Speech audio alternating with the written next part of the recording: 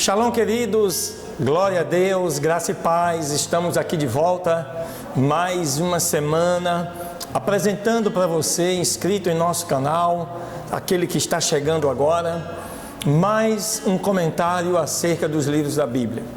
E nesta semana, nós vamos estar falando sobre o livro de 1º e 2º Tessalonicenses.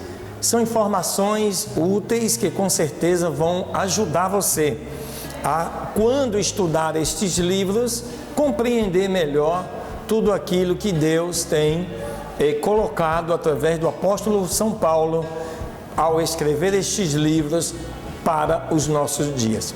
Fica ligado, não sai daí não, que nós voltamos em 30 segundos. Deus te abençoe.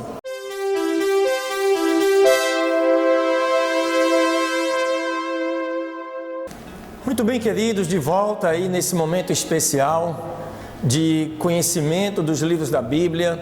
Eu quero neste dia, nesta segunda-feira, trazer para vocês este conhecimento dos livros da Bíblia. E hoje nós vamos estar trabalhando com os livros de 1º e 2º Tessalonicenses, livro cuja autoria nós temos como sendo o apóstolo São Paulo. Esses dois livros, queridos, eles se situam na história por volta dos anos 50 a 55.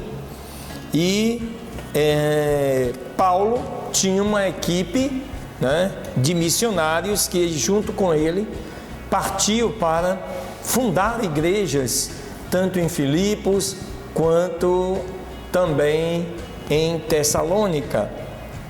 Tessalônica, para vocês poderem ter uma ideia, era uma grande cidade portuária à beira do mar Egeu, isso na atual Grécia. Naquela época, tinha aproximadamente uma população de cerca de 200 mil habitantes. Então perceba que não era uma cidade tão pequena assim. Uma cidade que há 2000 anos aproximadamente já tinha essa população. Mas era uma cidade cheia de adoradores de ídolos. Ou seja, todo o panteão de deuses greco-romanos eram adorados ali. E também era uma cidade muito conhecida pela adoração ao imperador. Tessalônica era leal a César e ele tinha dado muitos privilégios a seus cidadãos nesta cidade. Como era de costume, Paulo foi atrás das sinagogas ali existentes e começou a ensinar ali. Por 3 semanas seguidas, 3 shabates, Paulo arrazoou, discutiu, debateu com os judeus sobre as Escrituras. Ele explicou e provou que o Cristo prometido tinha que sofrer e ressuscitar dos mortos. Após explicar a vida, a morte e a ressurreição de Jesus, Paulo afirmou corajosamente: este Jesus que eu vos prego é o Cristo. Está escrito lá em Atos, capítulo 17, verso 3. Alguns judeus creram, bem como alguns gregos piedosos que adoravam na sinagoga, e até algumas mulheres importantes. Eles se uniram a Paulo e Silas, dando origem assim à igreja de Tessalônica. Mas na cidade também haviam judeus que não foram persuadidos e, pior, ficaram com inveja de Paulo e Silas. E assim eles incitaram o povo a uma revolta e atacaram a casa de Jason, onde toda a equipe missionária de Paulo estava hospedada. Com isso, eles trouxeram Paulo e Silas à força diante de uma multidão enfurecida, tentando expulsá-los da cidade, mas não conseguiram. E apenas Jason e alguns novos convertidos foram encontrados e assim levados à execração pública diante das autoridades da cidade. Não querendo nenhum tipo de agitação, os governantes, por sua vez, forçaram Jasão e o resto dos seus irmãos a pagar uma fiança, garantindo que esse tumulto não iria mais acontecer. Porém, naquela mesma noite, os cristãos de Tessalônica enviaram Paulo e Silas para a Bereia, onde eles puderam assim continuar o seu ministério. Lá da Bereia, Paulo foi para Atenas. Ele queria rever os cristãos de Tessalônica, quando então não conseguiu mais suportar essa separação, ele enviou Timóteo para encorajá-los. Timóteo então voltou trazendo boas notícias da igreja. Já em Corinto, Paulo escreveu uma carta para os tessalonicenses, em resposta às notícias trazidas por Timóteo.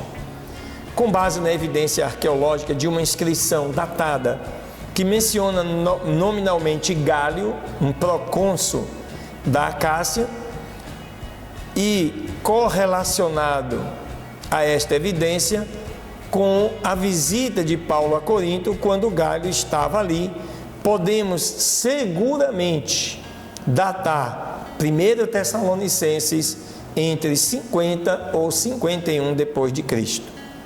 Isso faz com que 1 Tessalonicenses seja a carta mais antiga de Paulo, com a provável exceção, da carta aos Gálatas.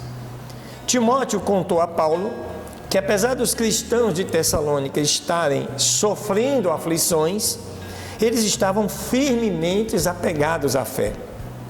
Embora estivessem com alguns equívocos doutrinários, estavam se esforçando pelo Senhor, por amor, e pacientemente esperavam a volta de Cristo.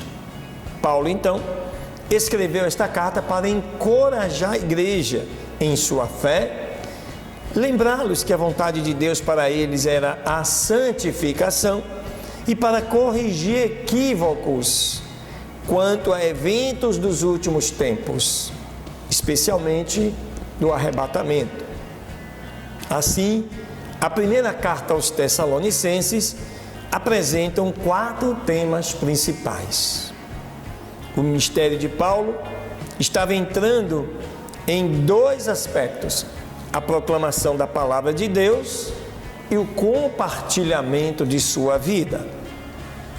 Aleluia! O evangelho não vinha apenas em palavras, mas em poder e obras. O objetivo de Paulo era agradar a Deus e expressar sua preocupação com o bem-estar dos tessalonicenses. Sua mensagem não provinha de erro, motivos impuros e engano, e sim de pureza de verdade. Além disso, Paulo não usava o ministério para acobertar alguma ganância, como prova o fato dele ter trabalhado para suprir suas necessidades materiais. A igreja de Tessalônica foi fundada em meio à perseguição. Por causa disso, Paulo teve que sair da cidade, mas a igreja se manteve firme após a sua partida. Paulo encorajou os cristãos tessalonicenses a não se deixarem abalar por essas aflições que os cristãos estavam destinados a sofrer. Então, o primeiro tema era perseguição. O segundo tema de Paulo dessa carta era santificação, A santificação da salvação não termina quando a pessoa crê em Jesus e recebe o perdão de seus pecados. A oração de Paulo pelos cristãos de Tessalônica era que Deus tornasse seus corações irrepreensíveis em santidade diante dele. Ele destacou que a vontade de Deus para eles era que se abstivessem da imoralidade sexual e amassem uns aos outros. Paulo usou seu exemplo de trabalho para animá-los em seu próprio trabalho, a fim de que não dependessem de ninguém desnecessariamente. O terceiro motivo dessa carta era a maneira como Paulo conduzia o seu ministério, sempre falando dele e de Jesus. E a quarta parte, talvez a mais significativa, era a segunda vinda de Cristo. A volta de Jesus é mencionada em todos os capítulos de 1 Tessalonicenses. Atitudes específicas, eventos e exortações relacionadas ao dia do Senhor são transmitidos com a certeza de que os cristãos não estão destinados à ira de Deus. Aleluias! Já a segunda carta aos Tessalonicenses, Paulo escreveu em seguida para encorajar os cristãos de Tessalônica a permanecerem firmes, mesmo que venham a serem perseguidos, e garantindo-lhes que Deus irá julgar aqueles que os afligem. Aparentemente, os tessalonicenses achavam que já estavam vivendo o dia do Senhor. Paulo então lhes garantiu que não, pois certos eventos dos últimos dias ainda não tinham acontecido, e um deles estava naquele momento impedido que o homem do pecado pudesse aparecer. Tudo indica que esse era o principal objetivo da carta, o fato de que algumas pessoas da igreja de Tessalônica tinham parado de trabalhar, podendo sugerir que esta visão equivocada estava levando a igreja a uma letargia e a uma preguiça. Por isso que a carta não é muito longa e apresenta um esboço definido da fé cristã como um todo. Paulo, então, escreveu para suprir uma necessidade do momento, e o arranjo de sua carta estava forçado nas circunstâncias legais. Então, nesta segunda carta, ele fala da grandeza de Deus, fala da salvação em Cristo, da segunda vinda e vida e trabalho. Que com certeza, quando você lê todos os capítulos destes dois livros, 1º e 2º Tessalonicenses, eu tenho certeza que o Espírito Santo de Deus vai estar falando com você aquilo que é necessário para você aplicar na sua vida. Amém, queridas? Glória a Deus. Um beijo no seu coração. Deus te abençoe. Uma semana de vitória. Até a próxima segunda-feira. Aleluia. Deus abençoe.